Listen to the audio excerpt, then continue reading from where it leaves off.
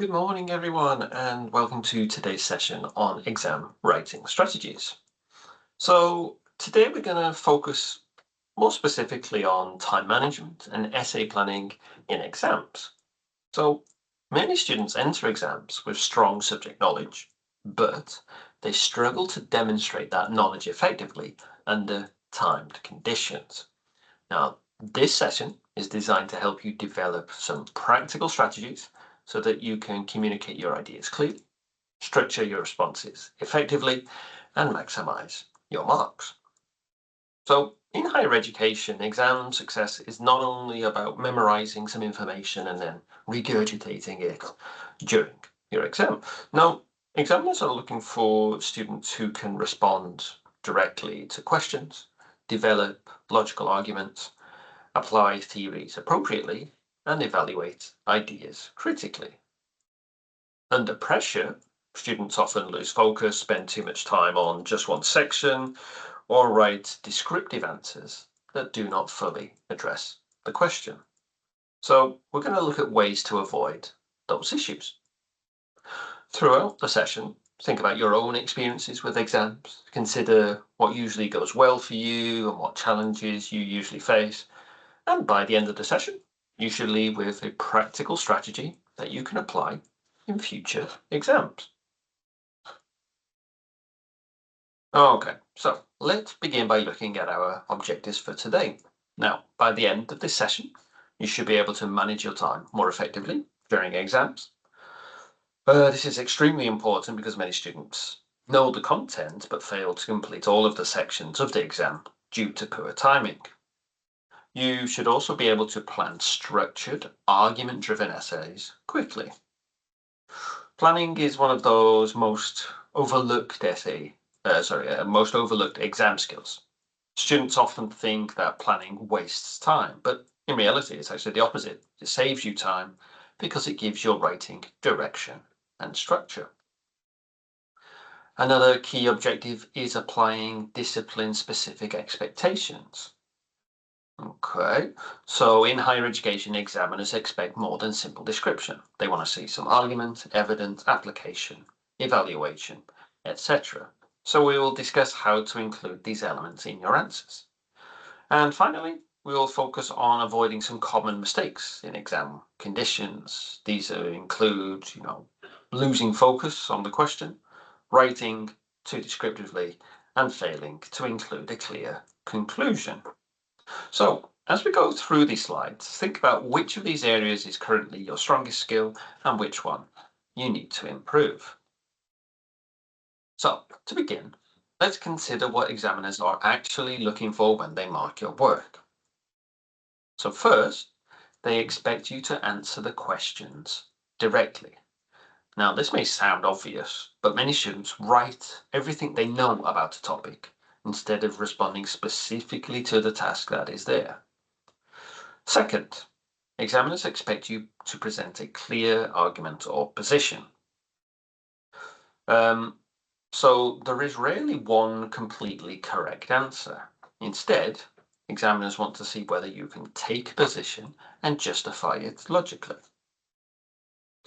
Third, you need to use relevant concepts or theories. This means showing that you understand academic ideas and that you can also apply them appropriately.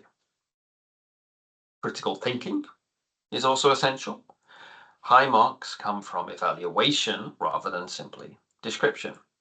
Instead of only explaining a theory, you should discuss its strengths, its weaknesses, and its relevance in context.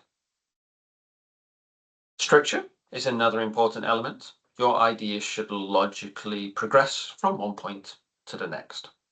Now, a well-structured essay is easier for the examiner to follow and usually, therefore, receives higher marks. So the key message here at the bottom of the slide is very important. Marks come from how well you use your knowledge, not simply from how much knowledge you have. Now, let's look at some of the most common problems students experience in exams.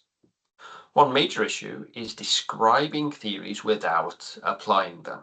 Students sometimes memorize definitions and explanations, but fail to connect them to the question or the context. Another issue is including irrelevant information. Under pressure, students often write down everything that they remember, even if it does not help to actually answer the question. Students also lose focus on the question. They may begin answering correctly, but gradually move further and further away from what the task is asking for. Time management is another challenge. Many students run out of time before writing a conclusion or before completing all of the exam questions. And finally, unclear or unstructured writing can reduce marks significantly. Even if your ideas are good, poor organization makes it difficult for the examiner to recognize the quality of your thinking. So, take a moment to reflect on these issues. Which one affects you the most? You know, recognizing your own habits is the first step towards improvement. So, I would like you to think honestly about your own exam experiences. Which of the issues is most relevant to you? Do you struggle with time management? Do you find it difficult to structure arguments quickly? Perhaps you rely too heavily on description rather than evaluation. Okay. If you identify your main weakness now, you can focus on developing strategies to improve it. Okay. The aim is to become more aware of your own approach so that you can make targeted improvements. So, understanding the question is one of the most important exam skills. Instruction words tell you exactly what kind of response the examiner expects. For example, the word analyze means you should explain relationships, causes, or connections. The word evaluate means you should assess strengths and weaknesses before reaching a judgment. Now, the word discuss usually requires you to present multiple perspectives or viewpoints. Many students lose marks because they misunderstand these instruction words. So, for example, if a question asks you to evaluate, but you only describe, your answer will not meet the assessment criteria. When you first read an exam question, slow down and identify the instruction words carefully. This will guide the structure and the style of your response. A useful strategy, therefore, is to underline or circle the instruction word before you begin your planning. Now, let's consider exam questions a bit deeper, and we should understand that they contain both a topic and a context. The topic tells you the subject area. For example, the question may focus on leadership, marketing, strategy, or organizational behavior. However, the context gives additional detail. It may refer to a particular organization, industry, time frame, situation. Students sometimes focus only on the topic and ignore the context. However, context is extremely important because it shapes the type of answer that is required. For example, a question about leadership in modern organizations requires a different response from a question about leadership in small family businesses. So always ask yourself two questions. What is the main topic? What specific context is the examiner asking me to consider? This helps ensure that your answer remains focused and relevant throughout the exam. Okay, so we've talked about the theoretical part. Let's look at a practical example. So we've got the question here, evaluate the effectiveness of transformational leadership in modern organizations. So the instruction word here is evaluate. This tells us that we need to consider strengths, limitations, and provide a judgment. The topic is, of course, transformational leadership, and the context is modern organizations. So this means that simply defining transformational leadership is not enough. We must critically assess whether it is effective in contemporary organizational settings. A strong answer might discuss how transformational leadership can improve employee motivation and innovation, while also considering limitations such as dependency on charismatic leaders or difficulties in large organizations. The key point is that understanding the structure of the question helps you build a focused response. Before writing any exam essay, then, spend time breaking the question into these components. What is the instruction word? What is the topic? What is the context? It will help you avoid any irrelevant content and improve the quality of your argument. Now, let's look at a simple but effective strategy for managing times during an exam. Exams can often come with different time stretches, but we're going to imagine that it is a 60-minute exam essay here. Okay, so this is just for 60 minutes. You should change it based on how long your exam essay actually is. So 60 minutes. The first thing you should do is spend around about 10 minutes planning. Now, many students skip planning because they feel pressured to start writing immediately. However, planning improves organization, your focus, and your coherence. Examiners often say that it is immediately obvious when a student hasn't planned their answer. Okay. Next, spend approximately 45 minutes actually writing your response. During this stage, you'll focus on developing your argument clearly and logically. And finally, leave about 5 minutes for reviewing your work. Now, this final review stage is extremely valuable. It gives you the opportunity to correct mistakes, improve the clarity of your writing, and check whether you have answered the question fully. Now, students who use their time strategically usually produce stronger answers than students who write continuously without planning or reviewing. So it helps to think of exam writing as a process rather than just a simple activity. In exams with multiple questions, time management becomes even more important. So one key strategy is allocating time according to the marks available. For example, if one question is worth twice as many marks as another, you should probably spend approximately twice as much time on it. Another important point is sticking to your time limits. Many students become trapped trying to perfect one answer and then don't have enough time for the remaining questions. Now, remember that a complete answer for every question is usually worth more than one excellent answer and one incomplete answer. Another problem can be perfectionism. Perfectionism can be dangerous in exam conditions. You want to have a clear, complete, and relevant response rather than perfect writing. Also, if you notice that you're spending too long on one section, just move on and return to it later if time allows. Developing discipline with timing can therefore significantly improve your overall exam performance. So we've touched on this idea a couple of times now, but planning is such an important part of exam writing.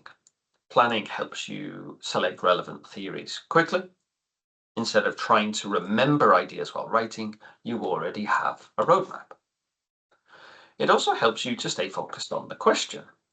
A plan keeps your argument organized and prevents any unnecessary repetition.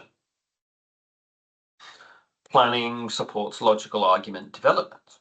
When your ideas are organized before you start writing, your essay becomes clearer and more coherent. Another benefit is balance. Students often spend too much time describing theories and not enough time evaluating them. A plan helps you distribute your ideas more effectively.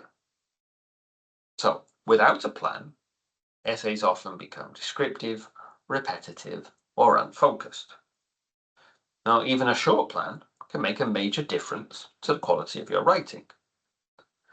And remember, planning does not need to be detailed. It simply needs to give your essay direction. Now, here we have a simple framework for planning essays quickly in exam conditions. So first, you should start with your position or your argument. Ask yourself what your overall viewpoint will be. Then, identify your main points. Each point should include some theoretical basis and an application. You should also include a counter-argument or a limitation. This helps demonstrate your critical thinking and evaluation skills. Now, finally, plan your conclusion. Your conclusion should return to your argument and provide a clear judgment. The important thing is to keep your notes brief. 5 or 6 bullet points like this are usually enough. The goal of planning is therefore not to write a second essay. Okay, you just don't have enough time for that. It is simply to organize your thinking. It's basically useful for you and only you. Your examiner is not going to see it. Okay, so using a consistent framework like this can reduce stress and make exam writing more manageable. So here we have an example of a quick essay plan. The question asks students to evaluate the role of corporate social responsibility, or CSR, in business success. The position presented here is that CSR contributes to success, but its effectiveness depends on the context in which it is used or implemented. The first point focuses on reputation and brand value. The second point considers customer trust and loyalty. The third point introduces evaluation by discussing limitations such as the costs or superficial implementation. The conclusion then provides a balanced judgment by arguing that CSR is effective when integrated strategically. Now, notice here how concise the plan is. It is not detailed writing. Instead, it provides a clear structure for the essay. This kind of planning can usually be completed within just a few minutes during an exam. Now, using theory effectively in exam writing is essential for success. Students often make the mistake of simply defining theories without connecting them specifically to the question.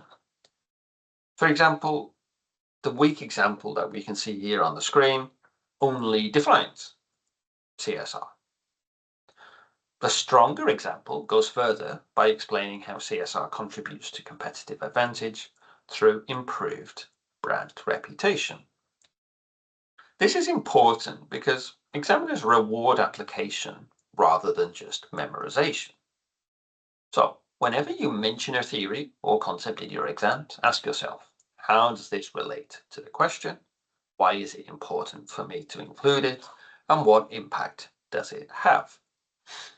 Strong academic writing moves beyond just definitions, but more demonstrates understanding through application and analysis. This is especially important in business and management subjects where they should be connected to real organizational contexts. Okay, so we've mentioned this a few times now, so we should drill down into this idea a bit more. That it is incredibly important for you to differentiate between just simple description and the more complex evaluation. Description is purely explaining what something is.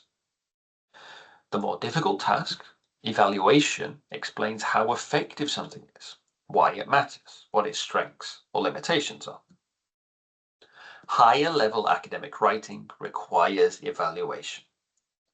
For example, instead of only describing a leadership theory, you should discuss situations where it works well and situations where it may be less effective. You should also consider different perspectives. Evaluation demonstrates critical thinking because it shows that you can analyze ideas rather than just simply repeating information. So, a useful strategy is to ask yourself questions such as this. What are the advantages? What are the disadvantages? How relevant is this in practice? And is there some evidence that supports this idea? The ability to evaluate critically is often what separates average answers from those higher scoring answers. So at this point, it might be useful to consider the structure for academic paragraphs. Each paragraph should begin with a clear topic sentence that introduces the main idea. Next, explain the idea using theories or concepts. Then provide the application for it or an example. And finally, include a critical comment or some evaluation. This structure helps to ensure that your writing remains analytical rather than just descriptive. It also improves clarity because each paragraph has a clear purpose. Many students write paragraphs that contain multiple unrelated ideas. Using a structured approach like this helps to avoid this problem. So think of each paragraph as a mini argument that supports your overall essay position. Strong paragraph structure contributes significantly to overall essay quality. So, at this point, we see how important it is to have clarity in exam writing. Now, under pressure, students sometimes try to use overly complex language because they think it sounds more academic. However, clarity is much more important than complexity. Simple, accurate sentences are usually more effective than complicated sentences with grammatical errors. As we've just seen, clear paragraphing is also essential. Separate your ideas logically so the examiner can follow your argument easily. Remember to use linking words such as however, therefore, in contrast, to signpost your changes and to create some logical flow. Remember that examiners are probably looking at many different scripts. If you have clear organization and readable writing, that will make a positive impression on them. Your goal, therefore, is effective communication, not impressive vocabulary. So focus on expressing your ideas clearly and accurately. Now, with the stress of an exam, it can be difficult to focus on timing. It is important to monitor your progress regularly. Check the time after each paragraph or section to ensure you're working at an appropriate pace. If you realize that you're moving too slowly, adjust your approach. You may need to shorten your examples, to reduce details, or move more quickly to the next point. Another useful strategy is leaving space and returning later if necessary. Do not become stuck on just one difficult section. Maintaining awareness of time throughout the exam helps to prevent panic near the end, where you're rushing to make sure that everything is done. Good time management is not just about planning at the start, it is also about adapting throughout the exam. And one of the problems can be that many students either rush to conclusion or leave it out completely. However, the conclusion is important because it leaves the examiner with your final judgment. A strong conclusion should answer the question directly. It should summarize your key points briefly. Most importantly, it should provide a clear final judgment or position. Now, you really shouldn't be introducing any new ideas in your conclusion. And also, you should avoid repeating your own introduction word for word. So think of the conclusion as the final stage of your argument. Even a short but focused conclusion can strengthen the overall quality of your essay significantly. So, the final 5 minutes of your exam can make a big difference. Make sure you use this time strategically. So first, check whether you have answered the question fully. Next, consider whether your argument is clear and consistent throughout the essay. Look for any obvious grammatical or spelling mistakes. And also check whether the key academic terms you have used are actually correct. You don't need to rewrite any large sections, of course, but focus on some small improvements that improve clarity and accuracy. Many students actually underestimate the value of looking back at your work, but even some small corrections can improve your marks dramatically. Now, developing the habit of reviewing your writing is an important academic skill. So, this slide that we've got here summarizes the key messages from today's session. So, always plan before you start writing. Even a short plan improves organization and focus. Make sure you focus on answering the question. You should answer it directly rather than writing everything you know about a topic. You should use theory effectively by applying and evaluating it, not just simply defining it. You should be managing your time actively throughout the exam. And finally, keeping your writing clear and structured. Now, these strategies are simple and quite easy to talk about, but they can have a major impact on your exam performance.